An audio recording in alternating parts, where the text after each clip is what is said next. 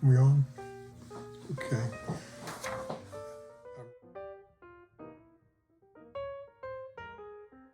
I'm Rick Dunham.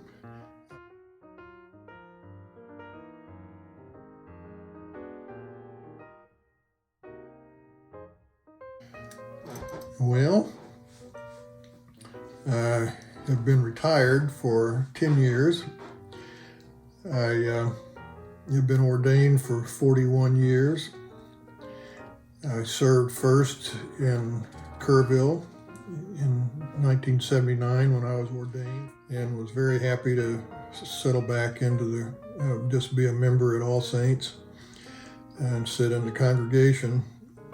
And that's what I did until Jonathan started making overtures about a sabbatical, and I offered my services to assist the church while he was on sabbatical, and so here I am.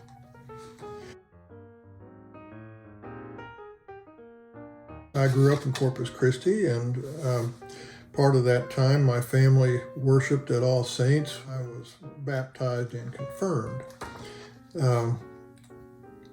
So I do have that background at All Saints. That was long before the current structure was built. At that time it was the original Church of the Good Shepherd with stained glass windows that opened out and ceiling fans to ventilate the place. So it was a good old humid, hot Corpus Christi facility in the summertime.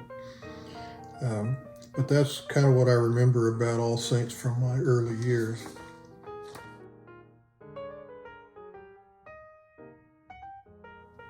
My role as a supply priest is very limited. My primary task is to conduct worship on Sunday mornings, to assist the worship team in planning services. My time with All Saints as supply coincides with one of the more active periods in the life of the church. This is from Christmas through Easter. So we have the Christmas season after Epiphany, Lent, Holy Week, and Easter. So there's a lot of liturgical stuff that will be discussed and planned. And how we'll plan is anybody's guess. We're in the midst of this pandemic, and that's creating a whole lot of factors that normally the congregation doesn't have to contend with. So we'll just sort of see how that goes and do the best we can to plan meaningful worship services as we go. But that's my primary task. Secondarily, I'm available for pastoral care if anybody should desire some assistance from me. And all one needs to do is contact the office, and Janine or somebody in the church office will contact me, and we'll just go from there. When we are talking about migration, it's a macro word for something really large that's going on, like when human beings spread across the earth and populated every continent and settled in many, many different kinds of environments. But I don't think there was anybody in those early years that was aware that there was any kind of a migration going on. I mean, at the best, it would have been small groups of people being curious about what was over the river or what was beyond the next mountain, looking to see what was in the next valley and maybe seeing if it could be more suitable for their lives than where they were. So the migration in that sense was very limited. I mean, no one's conscious that they're actually going to wind up at some point populating the whole world. So perhaps migration is a little bit like that for us, that we are on the move, we are growing in this sense spiritual migration.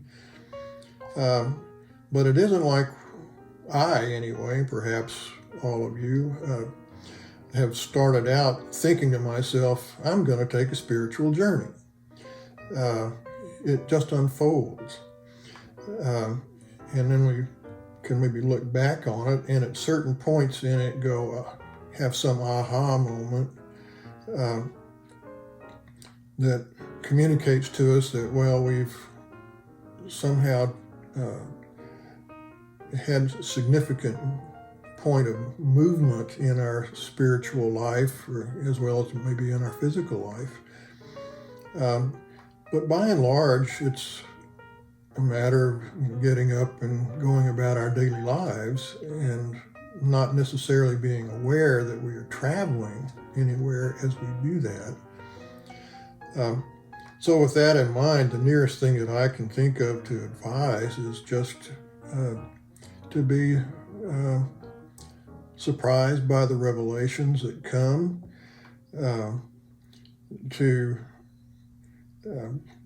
not be overly determined to plan what happens, because God moves as God will move, and there's not a whole lot anybody's going to do to manipulate that.